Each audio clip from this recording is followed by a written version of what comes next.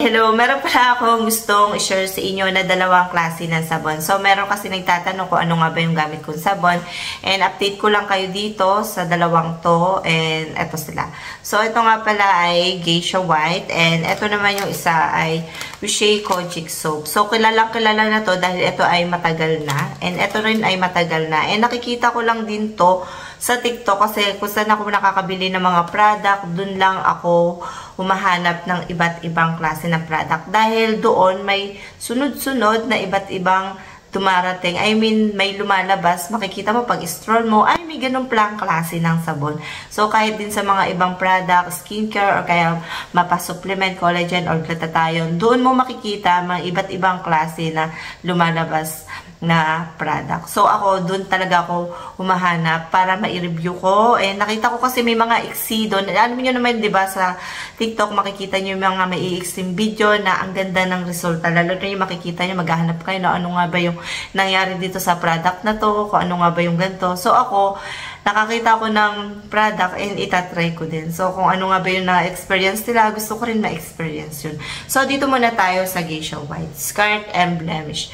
And Skin Brightening Bar, powerful ingredients. Meron siyang powerful ingredients. Meron siyang kojic acid, collagen, niacinamide, and papaya extract. Ito yung pinaka, niya, ingredients sa powerful niya. So, meron siyang pinaka-ingredients dito. Marami din siya ingredients. And ito yung isa sa mga nakita ko na magandang resulta. And nakakaputi nga siya. So, ayun. And nakalagay dito, 3 pieces sa isang box na to. 3 bars. Bali, 65 grams. Medyo maliit to. Ayan, ito yung plastic niya.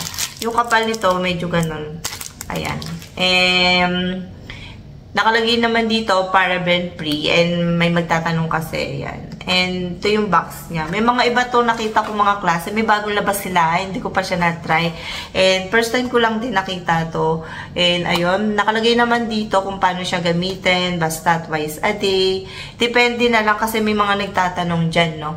Mabilis mamakaputi. Yung iba naman, hindi siya tawag dito, hindi effective. Depende yan sa pagbabad mo kung gaano katagal. Depende yan kung first timer ka, or depende yan kung ano yung nangyari sa unang mo. Halimbawa, may nagamit ka, tapos whitening din, tapos pangalawa, parang nagbalaw ka lang sa pangalawa. Kaya yung iba nasasabi nila, ang bilis makaputi.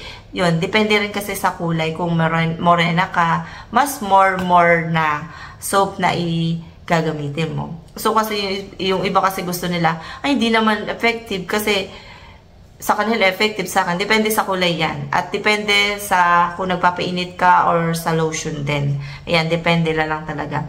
So, eto naman ay nagamit ko ng ubos talaga. And, bali sa isang buwan ay eto, kasi naubos na to, kalagitnaan ng buwan. Tas eto naman. Halos sabay ko silang nabili. So, ito naman, nabibili to ng 100 plus. Meron, mas mababa sa 100 plus, ha. Nakalagay naman dito kung paano siya gamitin. 1 to 3 minutes, pwede mo siyang ibabad. Ayan. Nakalagay dito ay, maganda siya, nakaka-reduce siya, help reduce acne using, antibacterial and antifungal healing properties. Nakalagay dyan. And nakalagay naman dito, maganda siya sa hyperpigmentation, melasma, freckles, pimples, acne, scar, and dark spot. Depende yan kung gaano mo katagal. Depende yan kung maayos yung paggagamit mo. Sa melasma, and freckles, and pimples. And sa freckles ko, nagla-light siya. And sa hyperpigmentation, depende lang talaga kung hiyang siya sa'yo. And nakalagay naman dito, maganda siya sa reduce the appearance of scar, blemishes, pimples, marks, and age spots. Nakalagay naman dito, clinically proven to visibly brighten and lighten skin in as fast as 7 days. Ayun, nakaka-brighten nga and nakaka-lighten siya. So, ayun. Nakalagay naman dito yung pinaka active ingredients niya. Ayan, binibigay ko lang talaga yung pinaka-box niya. Yung iba kasi naghanap ko yung pinakakabuuan ng box na to. So, ayan. And dito naman tayo kay Vichy Kojic soap. So, marami nang nakagamit ito at nakakita na rin ako ng ganito sa ibang sa ibang market sa labas. Hindi lang din sa TikTok, sa online, makikita mo rin to sa may grocery. And nakita ko talaga, sabi ko, ito yung pala yung nabili ko, meron din pala sa ganun. And ito nga pala ay Kojic Soap with Papaya Extract. Face and body naman siya.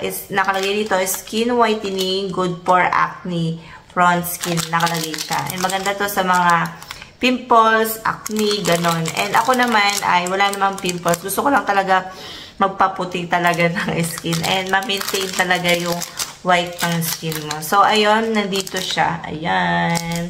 Naka-plastic lang to. And mabibili mo to ng, hindi ko masasabi yung price, pero iba-iba klase kasi ng mga price ngayon. May pababaan, and sakto lang yung price, ganon. So, ito naman ay Kojic Soap naman, hindi katulad dito kay, Geisha White na meron siyang collagen and niacinamide. And ito kasi ay Kojic Papaya Extra Kojic Soap talaga siya.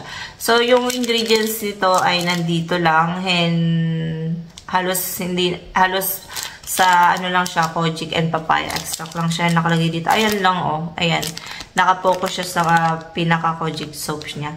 Hindi katulad dito, marami siyang ingredients. So, ayun. And yung kapal nito ay ilang grams ba to?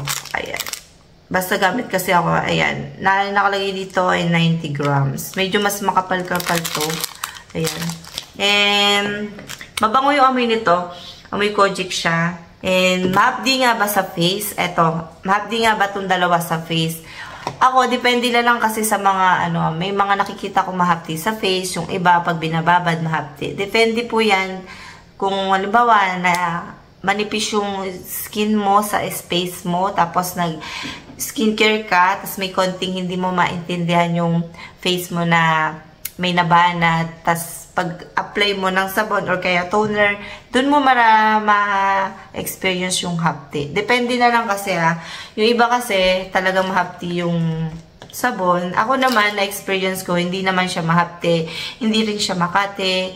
And na-experience ko yung, yung may pagbanat ng bahagya. Dito, may pagbanat na bahagya dito. Ito, hindi. Ito, yung texture nito ay parang may magaspang. Ito, madulas. And madali siyang, hindi siya madaling matuyo. Ito, hindi siya madaling, matunaw. Kasi medyo matigas talaga siya. Hindi katulad dito, kahit nababasa, medyo mapapansin mo, may pag ginano mo ay, medyo malambot siya.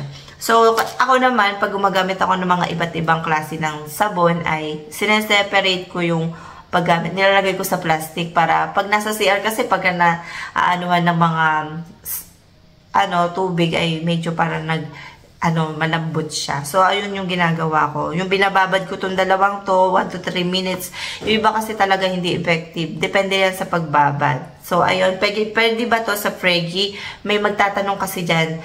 And, magtanong muna kayo sa inyong OV kung pwede nga ba to. Halimbawa, pakita nyo to yung ganito. Kasi sila makakaalam sa mga ingredients kasi yung nakikita. Depende na lang kasi may mga soap na pwede sa Fregi and yung iba naman ay hindi. So, nakakaputi nga ba? Yes, nakakaputi itong dalawang to. Depende na lang. Yung iba kasi hindi na pumuti. Yung iba pumuti. So, legit itong dalawang to para sa akin dahil nakakaputi talaga siya. Maganda siya sa skin. Pero, halimbawa, isa sa mga to ay, halimbawa sa inyo, depende na lang kasi sa skin mag-lotion kayo ng mabuti, yung moisturizing lotion. Or kaya ganito, may nakita kasi ako yung parang, halimbawa pagkatapos mo magbabad ng ganito, gamitin mo ganito. So, mag-dab ka. Maganda ang skin, maganda ang dab sa skin.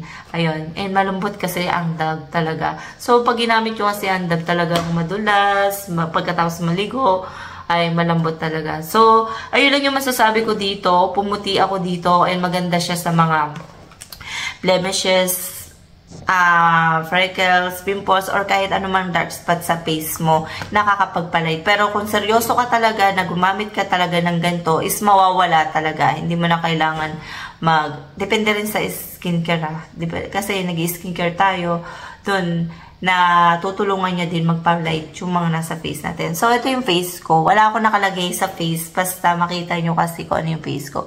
So, ayan. Pabalik-balik yung mga yan. Yung mga blemishes, sunspot, or man, kung ano man makita nyo sa skin ko. So, ayun lang yung masasabi ko dito. And maganda naman siya. Ayan. Sa, kasi, sa ilaw kasi hindi ka. Pero pag nakita nyo ako sa, sa arawan is makikita nyo naman yung light ng skin ko. So, wala naman ako naging problema dito. Hindi naman ako tinubuan ng pimples or what. And maganda siya sa pimples and nakakatuyo siya. So, ayun lang yung masasabi ko dito and see you next vlog. Bye!